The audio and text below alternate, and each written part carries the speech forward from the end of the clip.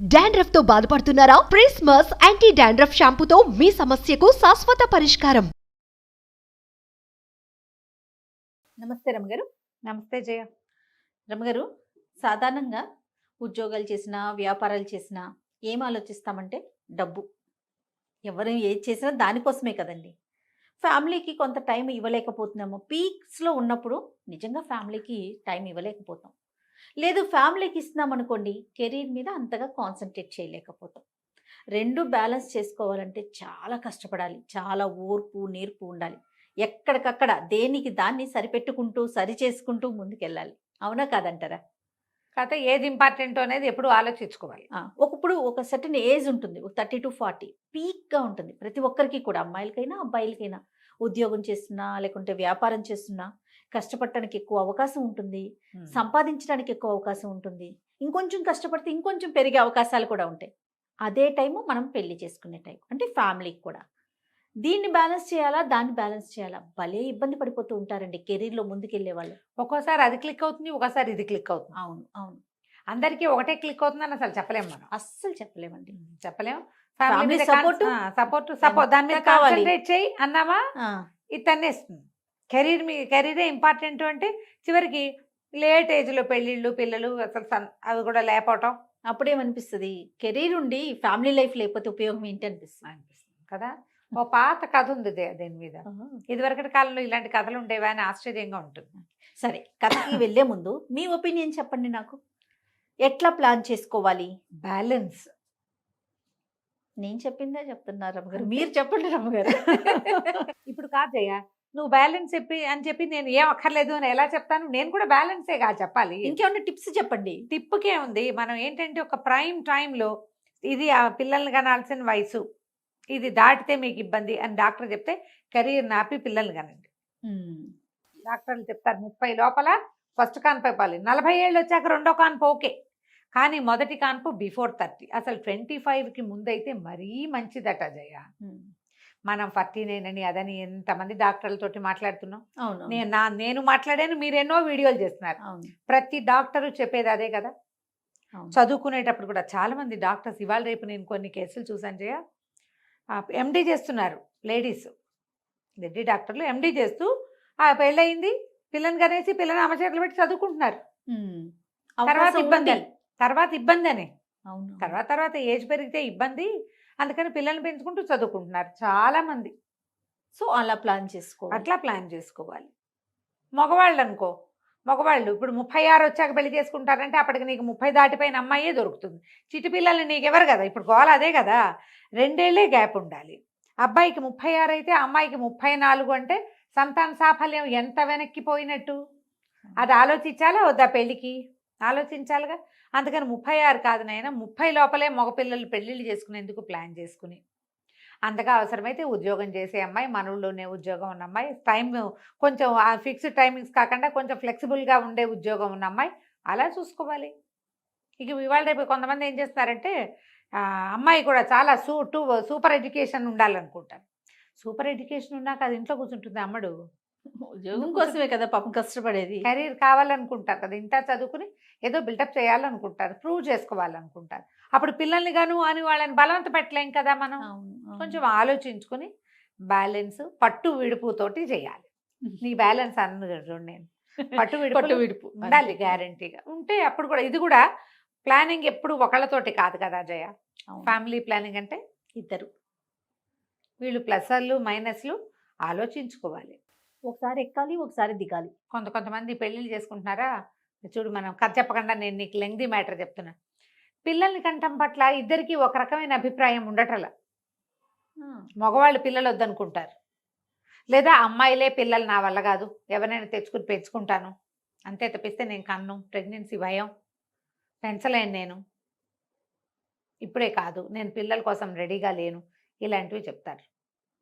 పెళ్లికి ముందే ఇది మాట్లాడుకుంటే మంచిది. మాట్లాడుకునే మ్యాటర్స్ లో కిడ్స్ మ్యాటర్ కూడా మనం మాట్లాడుకోవాలి. ఎక్కడికి వెళ్ళిపోయాం రమ్మగారు. మరి ఏం చేస్తాను జయ? పెళ్ళి అంటేనే నెక్స్ట్ జనరేషన్ కదా, దాన్నే వద్దనుకుంటే ఇంకేముంది? పెళ్ళి ఇక పెళ్ళి ఎందుకు? అంత Parent ఘోరంగా ఆ? ఉన్నామా రమ్మగారు? ఉన్నామమ్మా, ఉన్నాం, అలాగే ఉన్నాం. అవి వింటుంటే ఇప్పుడు నేను అంతా విని విని విని తలకాయ వాచిపోయి ఫిల్టర్ చేసి ముద్దుగా 2 వాక్యాలు చెప్తే నువ్వు అలా కంగారు ఆ, పడుతున్నావు. అవన్నీ ఆశ్చర్యపోతున్నా విన్న వాళ్ళ నేను. పరిస్థితి ఏంటి? నిజంగా నేను ఆశ్చర్యపోతున్నాను రమ్మగారు.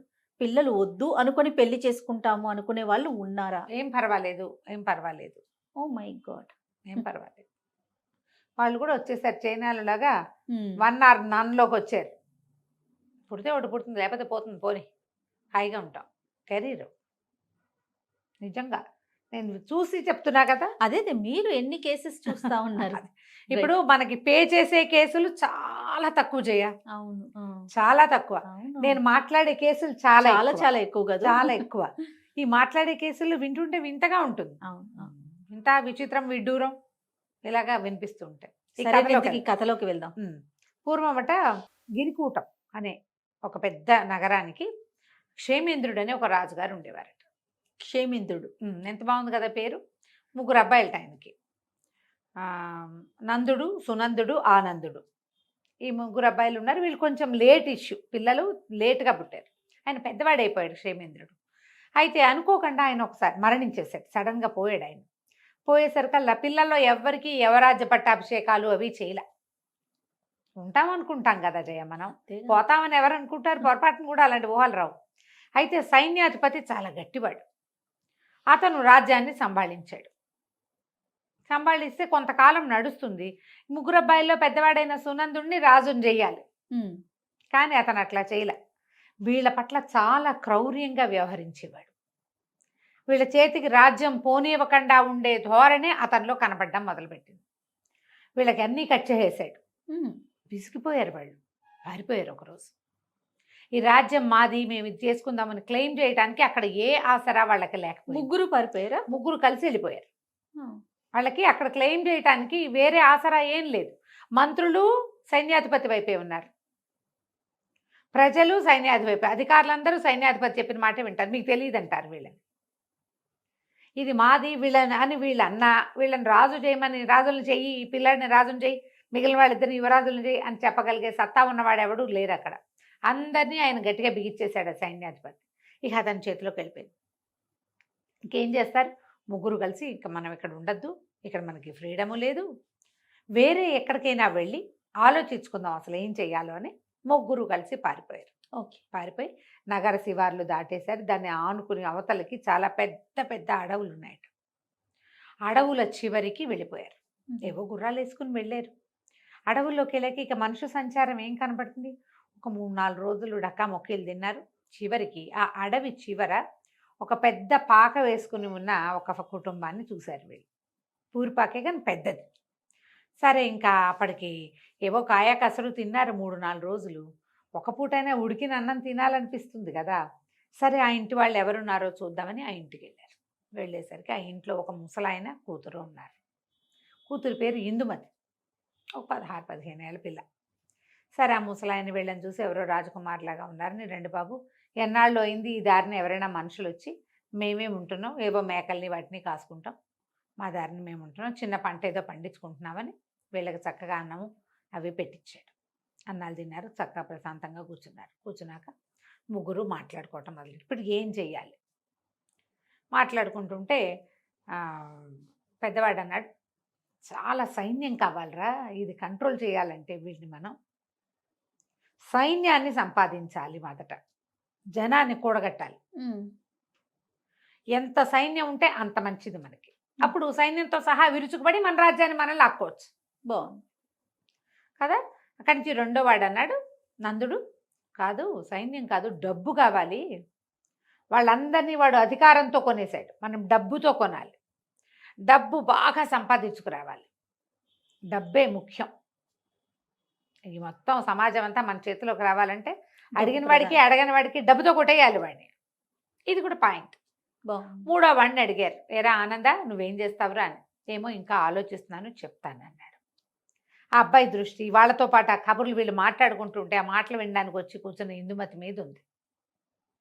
పెద్దవాళ్ళిద్దరి దృష్టి రాజ్యం మీదే ఉంది. సరే, ఇంకా ఒక పూట గడిచాక కొత్త స్థిమితపడి 4 రోజుల నుంచి ప్రయాణం చేశారుగా, స్థిమితపడ్డాక వాళ్ళ దగ్గర నుంచి ఏదో కాస్త తినుబండారాలు ఒక 2-3 రోజులకు సరిపడా మూట కట్టుకున్నారు. అన్నదమ్ములు ఇద్దరు చెప్పారు. ఒకళ్ళు ఈశాన్యానికి, ఇంకోళ్ళు వాయవ్యానికి బయలుదేరారు. మేమిద్దరం చెరో వైపుకి వెళ్తాం. ఒకళ్ళు డబ్బులు సంపాదించుకొస్తామన్నారు, ఇంకొకళ్ళు ఇంకొకరు సైన్యం సైన్యం. తెచ్చుకుంటా అన్నారు. ఆనందుడు అన్నాడు, సరే మీ ఇద్దరు బయలుదేరండి, నేను ఆలోచించుకుని నా దారి నేను బయలుదేరుతాను అంటే ఆనందుడి గుర్రం ఇక్కడే ఉండిపోయింది. సునందుడు నందుడు చేరో గుర్రం మీద చేరో పక్కకి వెళ్ళిపోయారు. తర్వాత ఏమో మాట్లాడుకున్నారంటే 10 సంవత్సరాల తర్వాత ఇక్కడే కలవాలి అని మాట్లాడుకున్నారు. 10 ఏళ్ళు ప్రయత్నం చేద్దాం, మన రాజ్యం మనకి ఎక్కడికి పోదు, మన అందరూ గుర్తుపడతారు, రాజుగారి అబ్బాయిలో మన జన్మపత్రికలు అన్నీ అక్కడే ఉంటాయి. ఓకే. 10 ఏళ్ల పాటు ఒకటిది మూడో వాడికి తోచింది సంపాదించుకొచ్చి మన రాజ్యాన్ని మనం స్వాధీనపరచుకున్నాం. ఆనందం అన్నాడు, మీ ఇద్దరు చెరోదారిన వెళ్ళండి, నేను కూడా ఇక్కడే కలుసుకుంటాను మిమ్మల్ని అని చెప్పాడు. సరే 10 సంవత్సరాలు సుదీర్ఘమైన రోజులు గడిచిపోయినాయి. 10 సంవత్సరాలు అంటే 3650 రోజులు గడవాలి, అంతే కదా సంవత్సరానికి. ఏడాదికి 365, 10 అంటే ఇంటూ 10 వేసి ఆ సున్నా దీని పక్కన అంతే. చేస్తుంది కదా. 3650 రోజులు Yes, yes. వెళ్ళిపోయారు. 10 ఏళ్ల తర్వాత ఒక రోజున పెద్ద సైన్యం, కనీసం ఒక 25,000 మంది ఉంటారు. సైన్యం ఆ గుడిసె వైపుకి నడిచొచ్చింది. ఇంకో పక్క నుంచి గాడిదలు, కంచరగాడిదలు, గుర్రాలు, లొట్టిపిట్టలతోటి ఇంకొక పెద్ద వ్యాపారస్తుల బిడారు ఇంకొక పక్క నుంచి నడిచొచ్చింది. ఈ సైనికులతో వచ్చిన వాడు ఒకడు వాజానుబాహు, కణతల దగ్గర అక్కడ నెరిసి ఉంది, గడ్డను నెరిసిపోయింది, కానీ మంచి బలశాలి ఆజానుబాహుగా ఉన్నవాడు ఒకడు.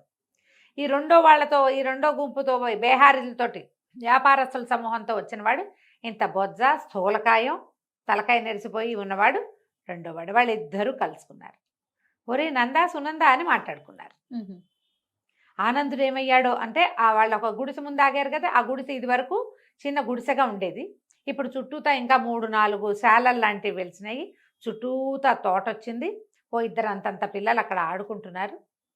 ఇందుమతి ఇదివరకు వాళ్ళు చూశారు కదా, ఆ అమ్మాయి ఒక చంకలో ఉన్న పిల్లవాడితోటి గుమ్మం దగ్గర నిలబడింది. వీళ్ళు ఏదో డెవలప్ అయ్యారనుకున్నారు. ఆ ఇంటి వెనక నుంచి ఆనందుడు నడిచొచ్చాడు ముందుకి. ఆశ్చర్యపోయారు వాళ్ళు.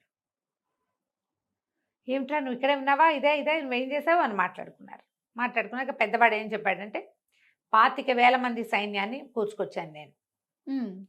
మనం ఉత్తరాలు రాస్తే 5వ రోజుకి ఇంకో 25,000 మంది సిద్ధంగా ఉంటారు, ఈ సైన్యం అంతా మంది, దీంతో విరుచుకు పడిపోవటమే వాడి మీద అనగానే రెండో వాడు చెప్పాడు 25 లక్షల దినారాలు కూడబెట్టాను నేను.